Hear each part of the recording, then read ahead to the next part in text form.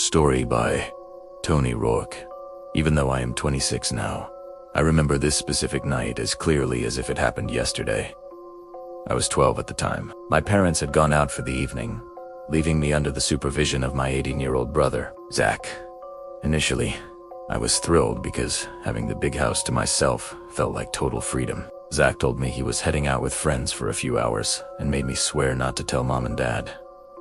I agreed immediately because I trusted him, and honestly, I wanted the house to myself. He knew he'd be in massive trouble if our parents found out he left me alone. At first, being alone seemed fun, especially on a weekend night. I settled into the den and decided to watch a horror movie. At that age, being home alone and watching something scary wasn't the brightest idea.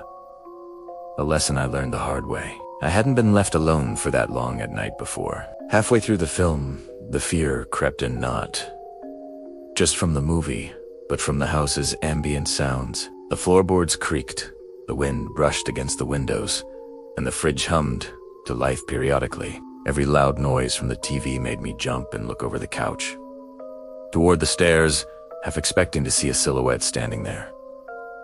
Eventually, the tension was too much. I didn't know why I was subjecting myself to this fear. I turned off the TV and sprinted upstairs to my room, running like a little kid escaping imaginary monsters in the dark. I rushed into the bathroom, connecting my room to my parents' room, brushed my teeth furiously, and tried to settle my nerves. To distract myself, I went into my bedroom to play Call of Duty Zombies on my Xbox 360, hoping it would ease my anxiety. I played for a couple of hours, completely losing track of time until my team died in the game. Frustrated and tired, I decided it was time to sleep. Shortly after, I felt the vibration of the front door shutting downstairs.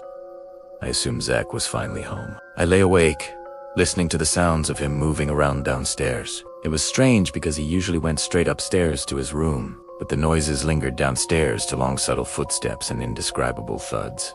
My stomach started to churn. That earlier decision to watch a scary movie was coming back to haunt me. I crept to the window to check for Zach's car in the driveway, but it wasn't there. That's when true panic hit. I didn't have a cell phone at 12, meaning I could uncontact my parents or Zach without leaving the safety of my room to use the landline, which felt impossible. I quietly checked my bedroom door lock, knowing it was flimsy and could be opened with a fingernail from the outside. I realized that if someone wanted to get in, they easily could. I scanned the room and decided my only option was the small crawl-in closet built into the wall. I squeezed inside, pulled the door shut carefully, and tried to control my breathing. I vividly remember hoping that I was just being paranoid and that Zach had simply parked on the side of the house. Seconds later, I heard someone fumbling with the doorknob. Moments after that, the door opened.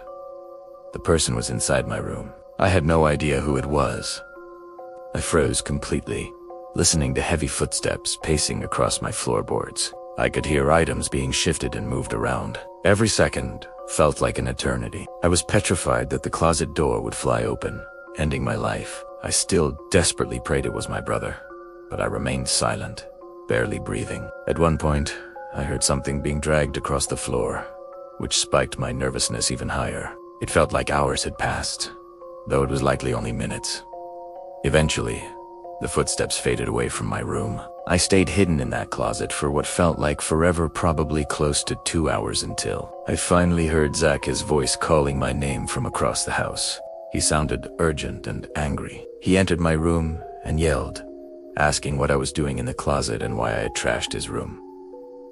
That moment confirmed it wasn't him in the house earlier. I explained everything to him, shaking uncontrollably. Once he realized the gravity of the situation, we checked the house together. It was bad. Drawers were pulled out, and expensive electronics, including TVs and gaming consoles, were gone. It was clear someone had ransacked the house for valuables. Zach called the police immediately. We waited, terrified, checking locks until they arrived. They took a report, listed the missing items, and told us to wait for our parents. When our parents arrived around 4 a.m., my dad was furious.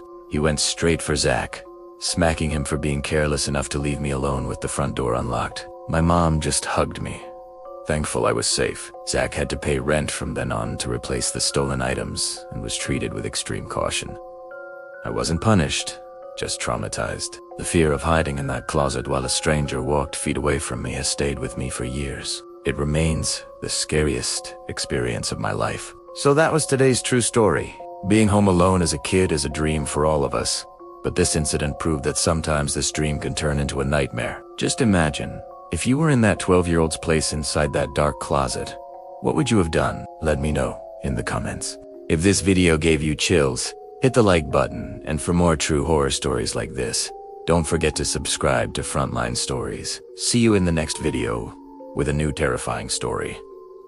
Until then, keep your doors locked.